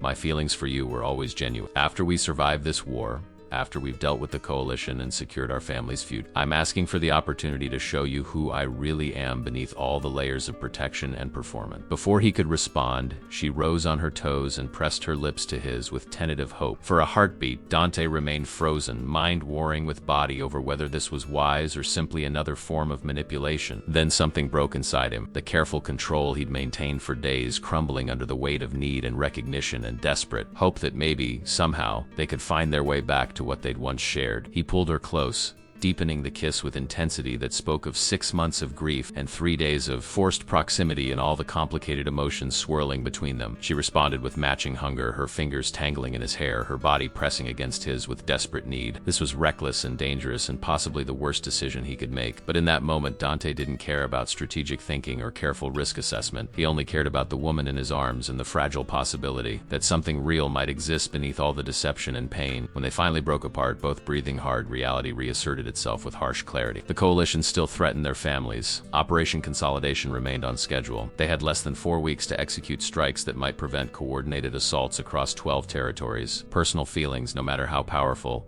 had to remain secondary to survival. "This doesn't solve anything," Dante said quietly, though he didn't release his hold on her. "We still have fundamental trust issues that won't disappear because of physical attraction." "I know," Isabella agreed, her forehead resting against his. "But maybe it's a start. Maybe after we survive this, we can figure out how to rebuild what was broken." "Maybe," Dante conceded, allowing himself that small hope, even as his pragmatic nature reminded him that survival was far from guaranteed. The first strike came on a Tuesday morning in San Francisco, precisely coordinated across 3 time zones to maximize minimize confusion and minimize coalition response time. Akira Yamamoto's people hit the Chun syndicate warehouse with surgical precision, eliminating guards and securing weapons shipments before backup could arrive. Simultaneously, Maria Colombo's Philadelphia operation moved against the Ragazzi's money laundering network in Atlantic City, freezing accounts and eliminating key financial operatives who'd been managing funds for Operation Consolidation. Dante watched the operations unfold from his Chicago command center, monitoring multiple video feeds and communication channels as the counter-coalition executed strikes they'd spent 2 weeks planning. Isabella stood beside him, tracking responses from coalition families and predicting their next moves based on patterns she'd identified during months of investigation. Marco coordinated with counterparts in other organizations, ensuring that information flowed freely and adjustments could be made in real time as situations developed. Boston operation is encountering resistance, Marco reported, his voice tense as he monitored updates from Marcello Rossini's team. The Volkov Bratva had better security at their recruitment center than intelligence suggested. Rossini's people are pinned down in a firefight. Dante made split-second calculations about resource allocation and acceptable casualties. Does he need backup from our Chicago team? Negative, Marco said after conferring with Rossini's communication specialist. They're bringing in secondary units from their Cambridge operations. Should have the situation contained within 20 minutes. Isabella pulled up tactical displays showing the Boston engagement from multiple angles, her analytical mind processing information with impressive speed. The Volkovs responded too quickly. That suggests they either had advance warning or maintained higher alert status than we anticipated. Either possibility is concerning, she was right. Coalition families should have been caught off guard by simultaneous strikes across multiple territories. The fact that at least one organization had prepared adequate defenses suggested potential security breaches or intelligence failures on the counter-coalition's part.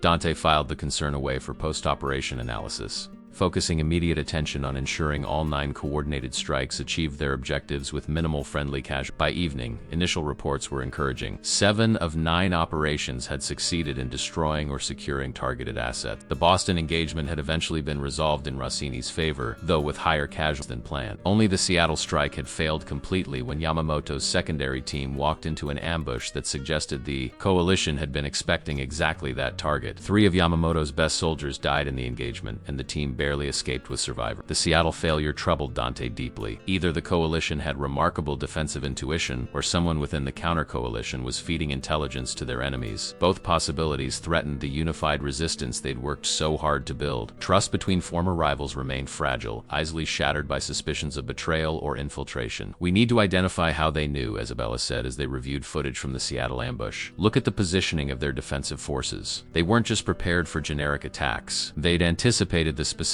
approach routes Yamamoto's team would use, had positioned forces to create kill zones exactly where our people would be most vulnerable. Dante studied the tactical layout with growing unease. You're suggesting they had detailed intelligence about our operational planning. That means either electronic surveillance we failed to detect, or human intelligence from someone within our planning sessions. The implications sent chills through everyone in the command center. Only representatives from the 9 counter-coalition families and their most trusted advisors had attended the detailed planning sessions. If someone within that small circle was feeding information to their enemies, then every operation they attempted would be compromised before execution. Marco voiced what everyone was thinking. We have a traitor. Someone with access to our operational details is working for the coalition. Isabella shook her head slowly. Not necessarily a conscious traitor. The coalition has been infiltrating independent families for 3 years. They could have placed someone years ago, before any of us recognized the threat. Someone loyal to their family but unknowingly compromised through relationships, financial pressure, or blackmail. How do we identify them without destroying the trust we've built? Dante asked, recognizing the impossible position they faced. If we start openly questioning loyalty or conducting aggressive counterintelligence within allied families, we shatter the cooperation necessary for continued resistance. The discussion continued late into the night as they analyzed every aspect of the Seattle failure, searching for patterns that might reveal the source of the intelligence breach. Communication intercepts suggested the coalition had known about their target selection at least 48 hours in advance, which narrowed the window when the leak could have occurred.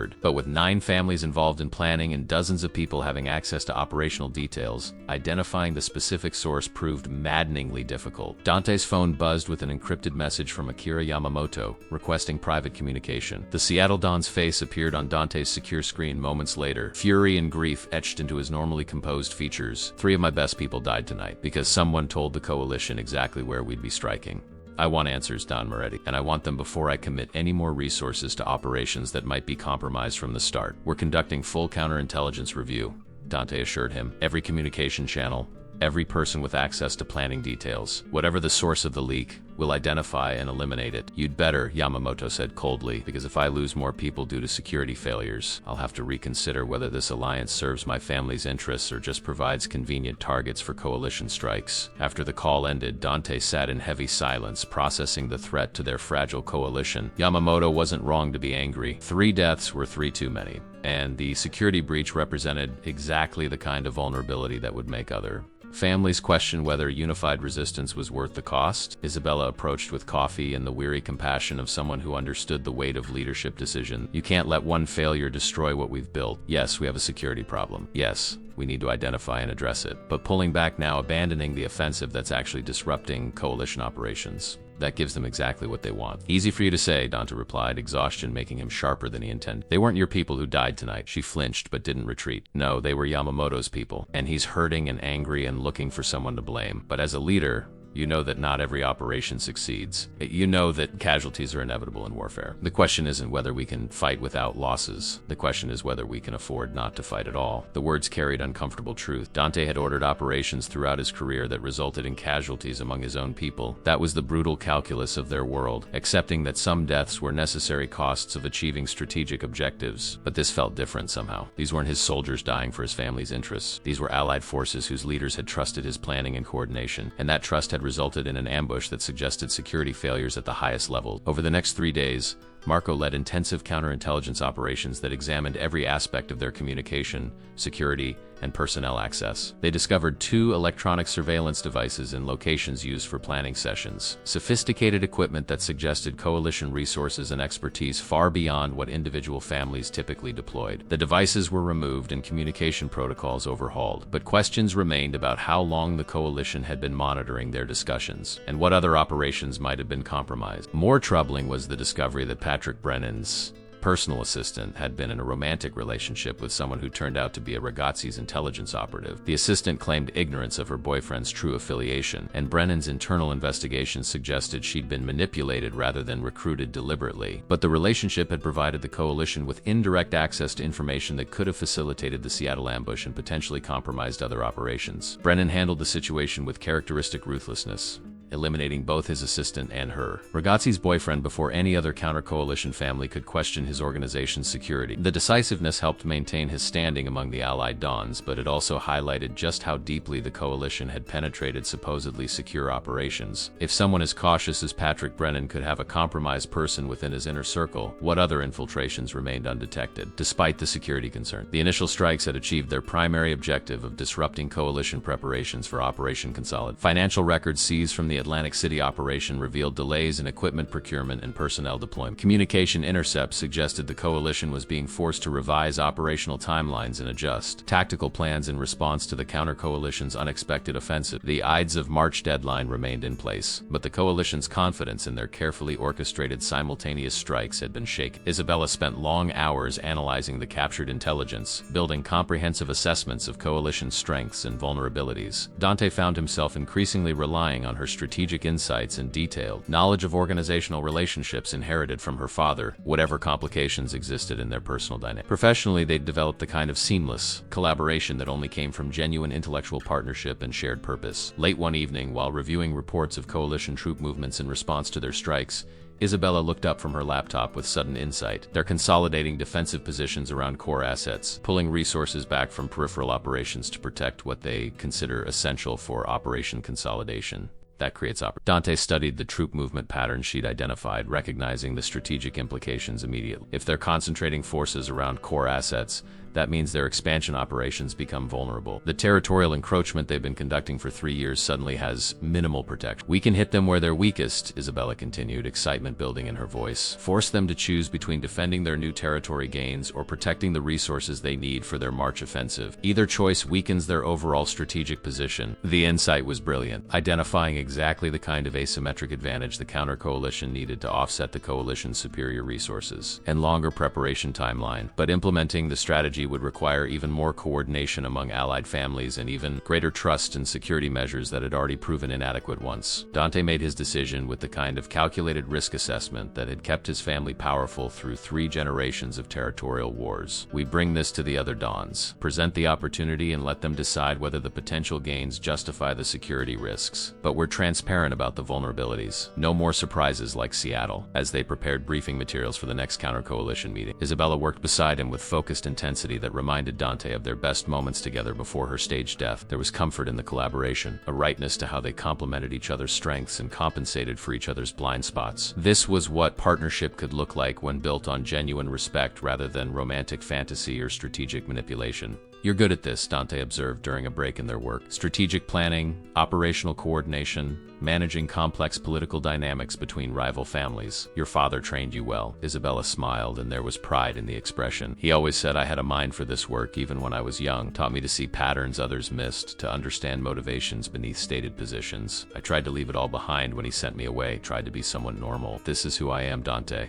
Vittorio Santoro's daughter, carrying forward what he started. The admission carried vulnerability, acknowledging that her true self was inextricably linked to the world she'd tried to escape. Dante understood that struggle intimately, having spent his own youth trying to imagine futures that didn't involve violence and territory wars, before accepting that some destinies were inherited rather than chosen. "I'm glad you came back," he said quietly. "Not glad about the circumstances or the deception, but glad you're here now, fighting beside us." Isabella's eyes glistened with emotion she didn't try to hide. "That might be the kindest thing you've said to me since I revealed myself at the cemetery." "Don't read too much into it," Dante cautioned, though without the coldness that had characterized earlier interaction. "We still have trust issues to resolve and complicated history to process, but I can acknowledge that professionally, strategically, your presence makes our chances of survival significantly better." It wasn't a declaration of love or forgiveness, but it was an honest recognition of value she brought beyond their personal complications. The second wave of strikes launched 2 weeks before the Ides of March, targeting the coalition's vulnerable expansion territories exactly as Isabella had predicted. The coordination was even more complex than the initial operations, requiring 9 families to move simultaneously against dozens of peripheral targets spread across 6 states. Dante had insisted on enhanced security protocols, rotating communication channels every 6 hours, and limiting detailed operational information to need tune of personnel only. The measures were cumbersome and slowed planning processes, but after Seattle, no one questioned the necessity of extreme precautions. Philadelphia was the first domino to fall. Maria Colombo's forces swept through 3 ragazzi's operations in a single night, reclaiming territory the New York family had been encroaching on for 18 months. The strikes were surgical and devastating, eliminating key personnel and destroying infrastructure with the kind of efficiency that only came from intimate knowledge of target layouts and defensive capabilities. By dawn, the ragazzis had lost significant ground and dozens of soldiers, forcing them to divert resources away from operation consolidation preparation to shore up collapsing expansion operations. Similar patterns repeated across multiple territories. Patrick Brennan reclaimed New Orleans neighborhoods the Rodriguez cartel had infiltrated over 2 years. Akira Yamamoto pushed back Chun syndicate advances along the Pacific coast, securing shipping terminals and technology sector investments the coalition had been systematically acquiring. Each successful operation forced coalition families to make exactly the choice Isabella had identified: protect their core assets for the March offensive or defend territorial gains that were suddenly under sustained assault. The coalition's response was predictable but brutal. Unable to maintain positions on multiple fronts simultaneously, they began strategic withdrawals from expansion territories while fortifying core operations with increased security and firepower. The consolidation played directly into the counter-coalition's strategy, transforming the coalition's 3-year expansion efforts into a costly failure while buying the target families additional time to prepare defenses against the inevitable March confrontation. But victory came with a price that Dante felt personally.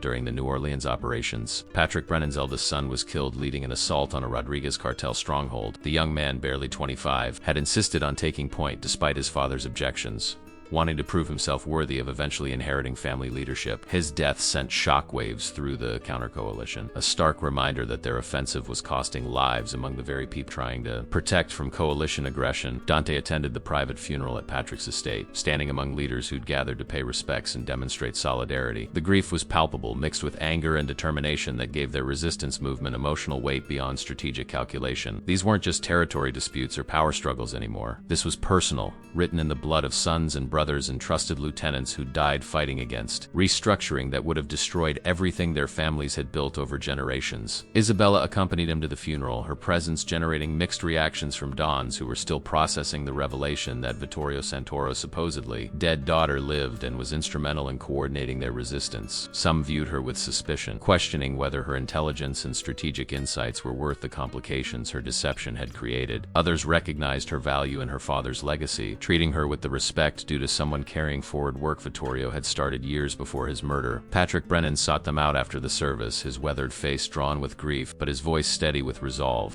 My son believed in what we're doing, believed that standing against the coalition's restructuring was worth the risk. I won't dishonor his sacrifice by wavering now, regardless of how much this cost my family. The words carried weight that transcended personal loss, reinforcing the commitment that held their fragile alliance together. Dante clasped the older man's hand in silent acknowledgement of shared burden and mutual respect. Leadership in their world meant making decisions that resulted in deaths among people under their protection, living with those decisions, finding meaning in the sacrifices rather than being paralyzed by guilt. That separated competent leaders from those who crumbled under the weight of their responsibilities. On the drive back to Chicago, Isabella sat in contemplative silence, processing what she'd witnessed. Dante recognized the expression, having seen it during their time together before her staged death. She was working through complex emotions, trying to reconcile the human cost of their resistance with the strategic necessity of continued offensive operations. You're thinking about Patrick's son, Dante observed, breaking the silence. I'm thinking about all of them, Isabella replied quietly. The soldiers we've lost, the families destroyed, the futures that ended because of decisions we made in planning sessions. Strategic necessity doesn't make the deaths any less real or painful. This is the world we inherited, Dante said, echoing lessons his father had taught him decades ago. Violence and death are currencies we trade in, whether we like it or not. The only choice we have is whether those deaths serve some larger purpose or are simply waste. My father used to say something similar, Isabella said, a sad smile touching her lips. He'd tell me that every decision in our business involves blood, either blood we shed or blood shed by our enemies. The measure of a leader isn't avoiding violence, but ensuring it accomplishes something meaningful. Do you think what we're accomplishing is meaningful? Dante asked, genuinely curious about her perspective. Or are we just perpetuating cycles of violence that will continue long after we're gone? Isabella considered the question carefully before responding.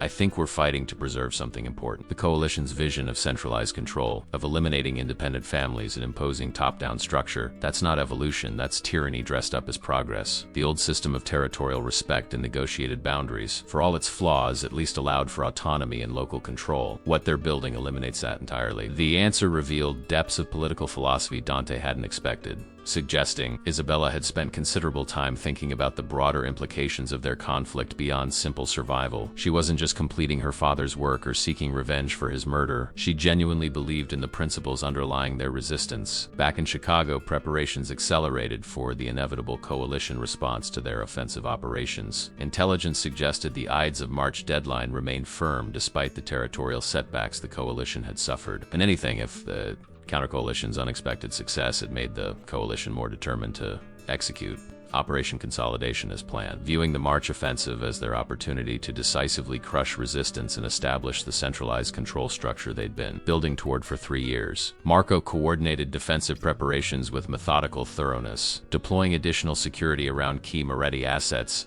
and establishing fallback positions if primary facilities came under sustained assault. The preparations were extensive and expensive, requiring resources the family would normally dedicate to revenue-generating operations. But survival took precedence over profit, and Dante had authorized whatever expenditures Marco deemed necessary to ensure they could withstand the coming storm. Late one evening, while reviewing defensive preparations in his private office, Dante found himself studying the engagement ring he still carried, the one he'd been planning to offer Isabella the night she supposedly died. He'd kept it through 6 months of grief, unable to discard the symbol of futures that would never materialize. Now, with Isabella alive and working beside him, the ring represented questions he wasn't ready to answer about what could be rebuilt from the ruins of their relationship. Isabella entered without knocking, a casualness that had developed during weeks of constant proximity and collaboration. She'd changed from the formal attire worn to Patrick's son's funeral into comfortable jeans and a sweater, looking younger and more vulnerable without professional armor. Her eyes found the ring box immediately, recognition and complex emotion flashing across her features. "You kept it," she said softly, moving closer to his desk. "Couldn't bring myself to throw it away," Dante admitted. "Even when I thought you were dead, some part of me wanted to hold on to the future we'd planned." She reached out tentatively, fingers hovering over the velvet box without quite touching it. "May I?"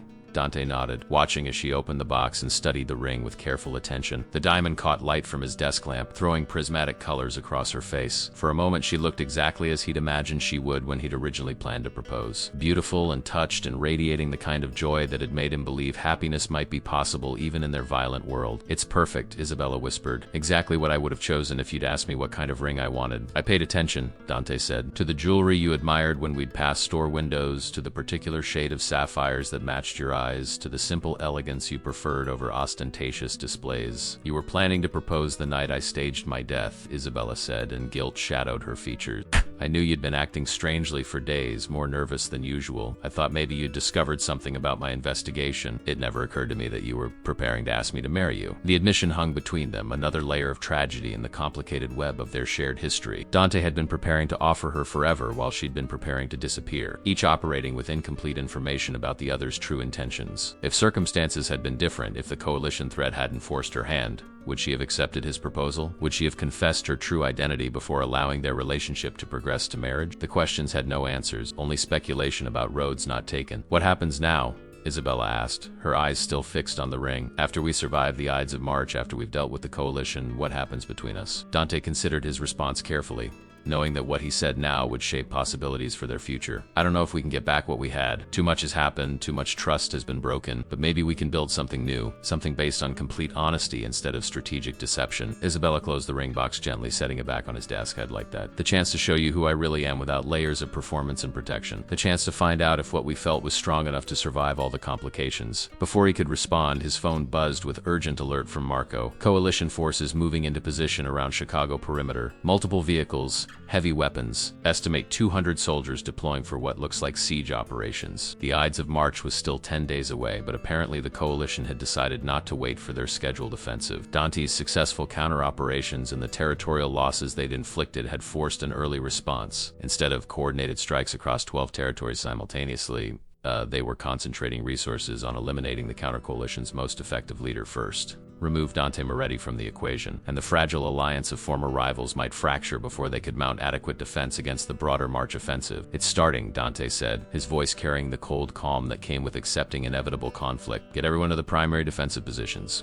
Activate all security protocols and contact the other Dons. If they're hitting us early, they might be moving against multiple targets simultaneously." Isabella was already on her phone, coordinating with counter-coalition communication networks and deploying intelligence assets to assess the scope of coalition movements. Within minutes, reports confirmed Dante's suspicion. The coalition wasn't just targeting Chicago. They were launching coordinated assaults against 4 of the 9 counter-coalition families, focusing on leadership centers in an apparent attempt to decapitate the resistance before it could fully mobilize. The first explosions came at 3 in the morning, shaped charges that took out perimeter security stations with precision, that spoke of detailed reconnaissance and professional demolition expertise. Dante's compound, a fortified estate on Chicago's north side that had served as Moretti family headquarters for 40 years, transformed into a combat zone within seconds. Automatic weapons fire echoed through the night as coalition forces pressed their assault, trying to overwhelm defensive positions through sheer numerical superiority and sustained firepower. Marco commanded the defense from the main security center, coordinating response teams and directing fire with the calm efficiency of someone who prepared for exactly this scenario. The compound's defensive systems were state-of-the-art, incorporating military-grade surveillance, reinforced structures capable of withstanding sustained assault, and weapons emplacements that could bring devastating firepower to bear on attackers. But the coalition had committed massive resources to this operation, deploying soldiers and equipment that suggested they viewed eliminating Dante Moretti as their highest priority. Dante moved through the compound with Isabella close behind, both wearing tactical gear and carrying weapons they hoped wouldn't be necessary but knew probably would be. His place was with his soldiers, demonstrating the kind of leadership from the front that inspired loyalty and courage in men risking their lives to protect their Don. Isabella's presence generated surprised reactions from some of the younger soldiers who'd heard stories about Don Moretti's dead girlfriend, but struggled to reconcile those legends with the very alive woman. Coordinating defensive operations with professional competence. "South perimeter's taken heavy fire," Marco reported through their communication network.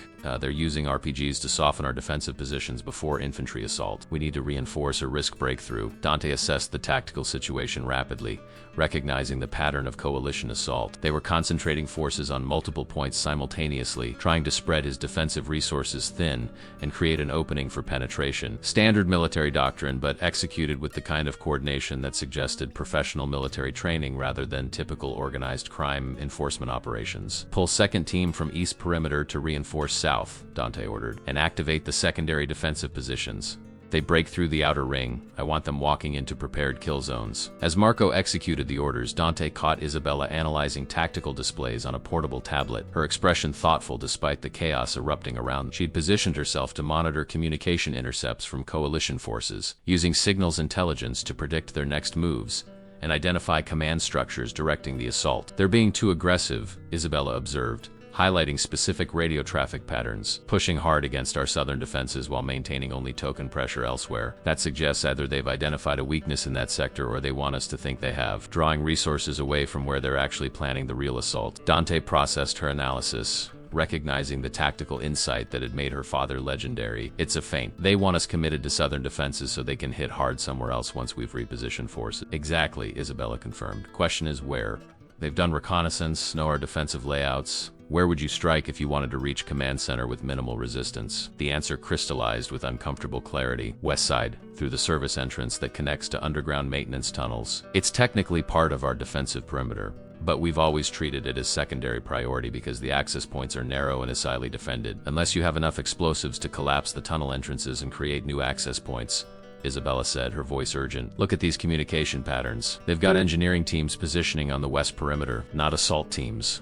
Engineers. Dante immediately contacted Marco. West perimeter, underground service tunnels. They're gonna blow new entrances, get explosive ordnance disposal teams there now, and reinforce all underground access points. The warning came barely in time. Coalition engineering teams had indeed been preparing to collapse specific tunnel sections, creating access routes that would have allowed assault forces to bypass outer defenses and emerge directly into the compound's interior. Marco's rapid redeployment of EOD specialists and security teams disrupted the operation, forcing a firefight in confined spaces where superior coalition numbers provided less advantage. But the disrupted engineering operation was only one element of a complex multi-stage assault. As Dante's forces engaged coalition soldiers in the underground tunnels, the sustained pressure on southern perimeter suddenly intensified. They'd been waiting for him to commit resources underground before launching their real push through exterior defenses.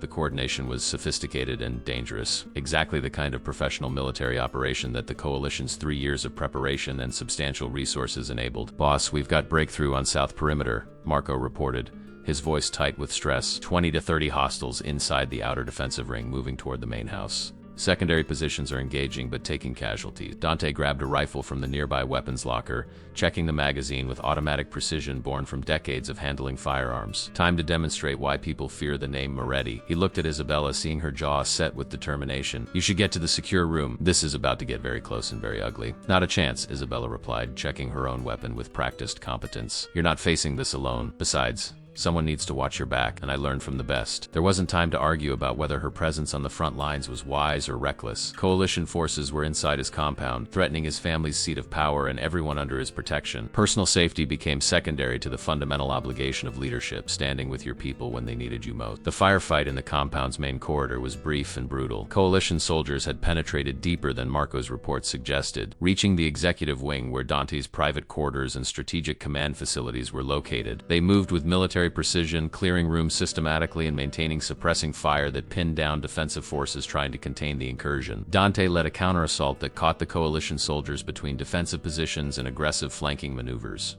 A tactical advantage shifted rapidly as superior knowledge of the compound's layout allowed Moretti forces to position themselves for devastating crossfire. Coalition soldiers, realizing they'd been trapped in a kill zone, fought with desperate intensity, but desperation couldn't overcome being outflanked and outnumbered in confined spaces that negated their numerical advantages. The engagement cost lives on both sides. 3 of Dante's long-serving soldiers fell, protecting access to the command center, and twice that many coalition soldiers died in the corridors before the survivors retreated toward extraction points. As the gunfire faded to sporadic exchanges, Dante found himself standing amid the carnage, breathing hard, aware of how close they'd come to losing control of critical defensive positions. Isabella appeared beside him, a bleeding gash on her forearm where a round had grazed her during the firefight. She'd acquitted herself well, moving with tactical competence that surprised soldiers who'd expected Vittorio Santoro's daughter to be all strategic thinking and no combat capability. Whatever her father had taught her about surviving in their world, it clearly included practical skills alongside theoretical understanding. We need to push them completely out of the compound, Dante said, already thinking about counteroffensive operations. If we let them establish any foothold inside our perimeter,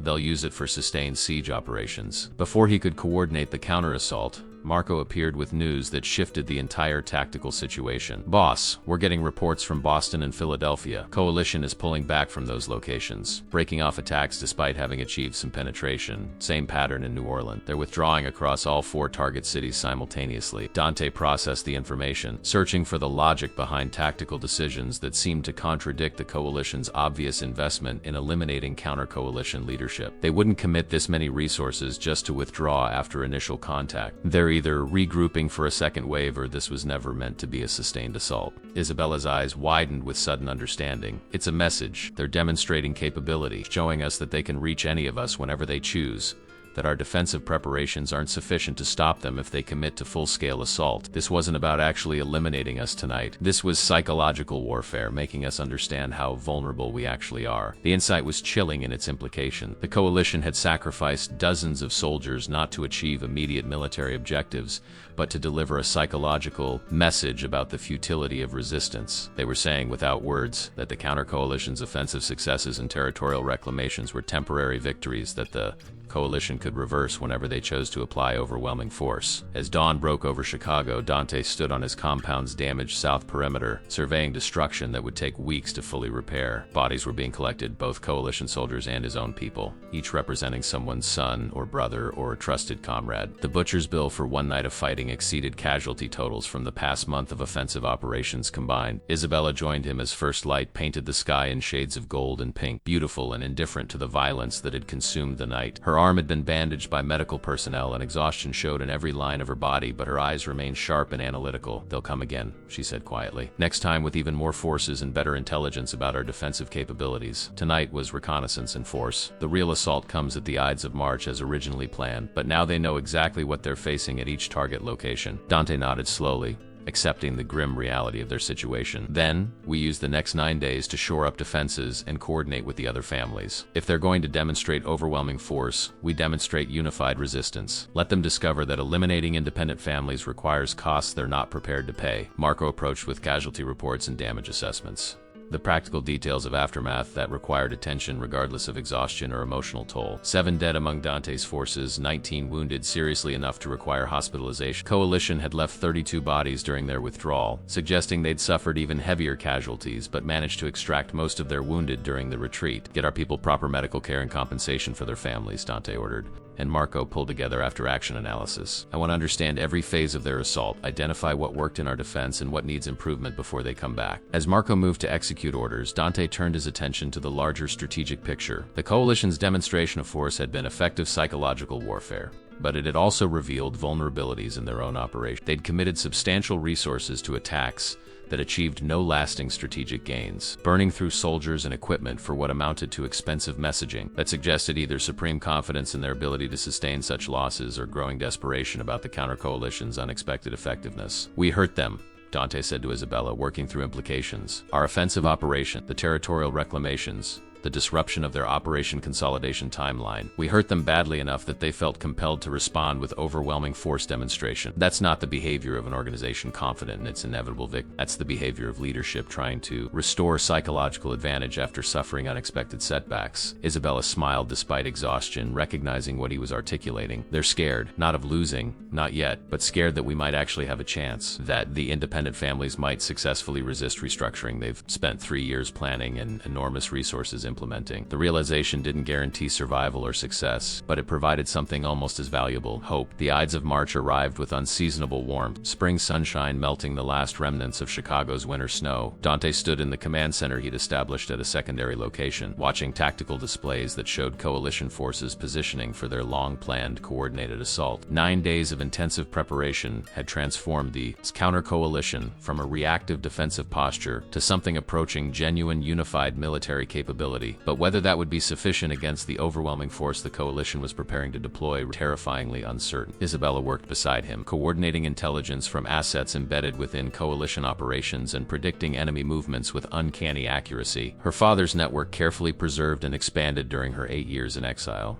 provided information advantages that helped offset the coalition's superior numbers and resources. Where coalition forces expected to encounter isolated families defending territory independently, they would instead find coordinated resistance that exploited every tactical weakness and operational vulnerability Isabella's intelligence had identified. Reports came in throughout the morning as coalition forces launched their simultaneous assaults across 12 territories. Philadelphia, Boston, Seattle, New Orleans, Chicago, and 7 other cities became war zones as hundreds of coalition soldiers moved against independent families with overwhelming force. The coordination was impressive and terrifying, demonstrating exactly the kind of centralized control the coalition intended to impose permanently if Operation Consolidation succeeded. But the counter-coalition had learned from the demonstration assaults 9 days earlier. Defensive positions had been reinforced, fallback routes established, mutual support packs activated that brought soldiers from allied families to reinforce locations under heaviest assault. What should have been 12 isolated battles became fluid engagements where superior coalition numbers confronted unified tactical coordination and strategic depth they hadn't anticipated. By afternoon, the first coalition operations were faltering. Maria Colombo's Philadelphia forces,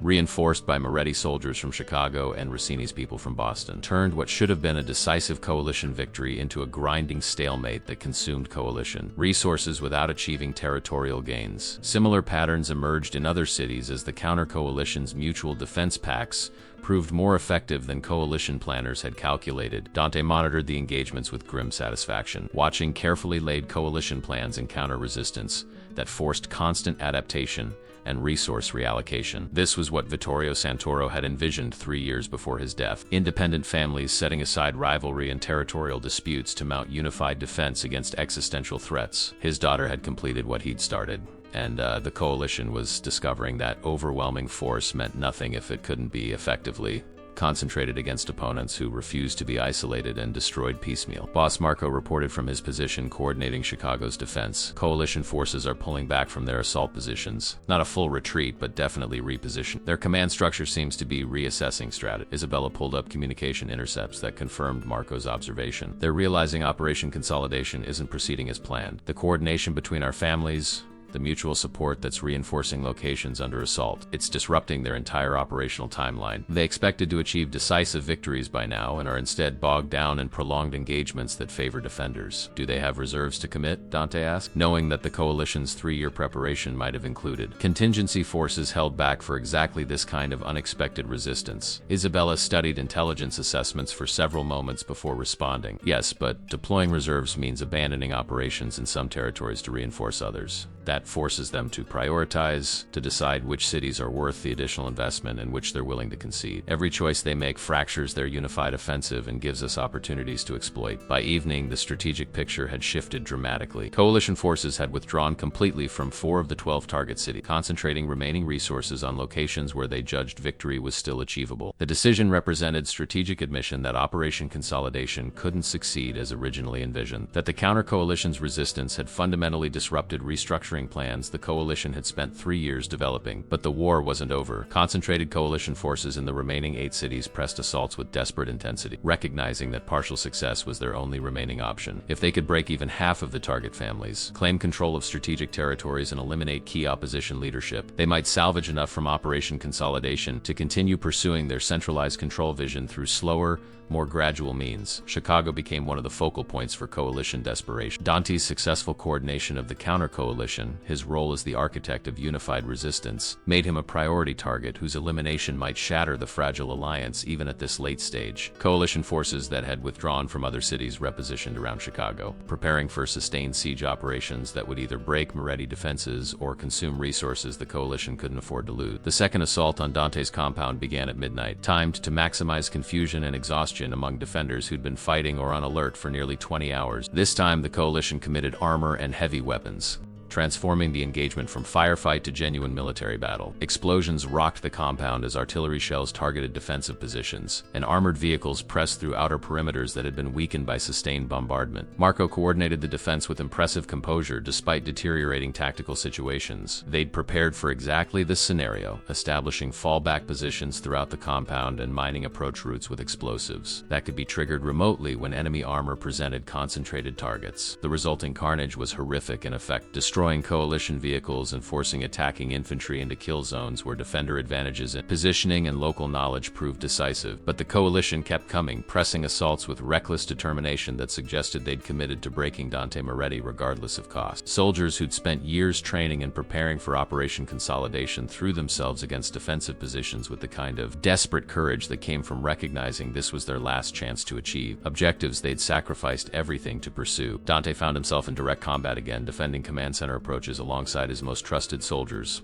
Isabella fought beside him, her presence both comfort and concern as bullets and explosions transformed the compound into hell rendered in fire and blood. This was their world distilled to its purest essence. Violence as the ultimate arbiter of power, disputes and survival as the only victory that mattered. The turning point came near dawn when reinforcements from allied families arrived in strength. Rossini's people from Boston and Yamamoto's soldiers from Seattle converging on Chicago to honor mutual defense pacts and support the man who'd united them against coalition aggression. The sudden arrival of fresh troops and heavy weapons shifted the tactical balance decisively, transforming a desperate defensive stand into a counteroffensive that drove coalition forces back from positions they'd seized during the night's fighting. By the time full daylight returned, the coalition assault had collapsed into disorganized retreat. Survivors fled Chicago carrying wounded and abandoning equipment, their expensive demonstration of force ending in tactical disaster that would haunt coalition strategic planning for years to come. The butcher's bill was staggering on both sides, hundreds of dead and wounded scattered across the compound and surrounding neighborhoods. But the strategic victory belonged unambiguously to the counter-coalition. In the days that followed, similar patterns emerged across other contested cities. Coalition forces, unable to achieve decisive victories and suffering unsustainable casualties, began withdrawing from Operation Consolidation entirely, the centralized restructuring they'd planned for 3 years.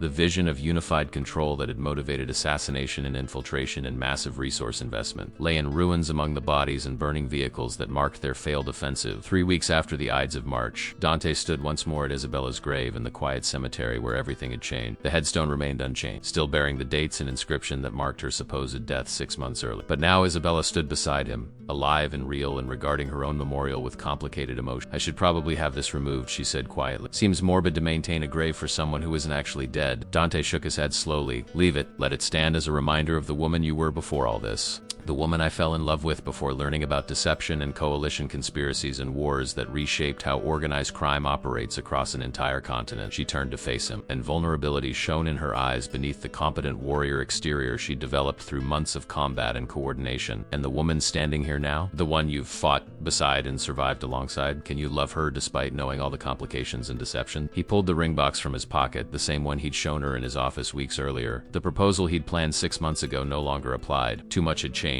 Too much blood had been shed. Too many complications existed in their shared history, but maybe something new could be built from the ruins of what they'd lost. "I don't know if I can love you the same way I love the woman I thought you were," Dante admitted with complete honesty, "but I know I respect you more than anyone I've ever worked with. I know that fighting beside you these past weeks has been the most intense and genuine partnership I've experienced. And I know that whatever we build going forward, it will be based on complete honesty about who we actually are instead of romantic fantasies about who we wished we could be." Isabella's smile was radiant despite tears tracking down her cheeks. "The most romantic thing anyone's ever said to me. Precisely because it's real and honest and acknowledges all the complications instead of pretending they don't exist." Dante opened the ring box, revealing the diamond and sapphires that still represented possibility and commitment despite everything that had happened. "This isn't the proposal I planned. We're not the same people we were 6 months ago. But if you're willing to build something new with me, something based on partnership and respect, and complete honesty about the violent, complicated world we inhabit, then Isabella Santoro, will you marry me?" She took the ring with trembling fingers, sliding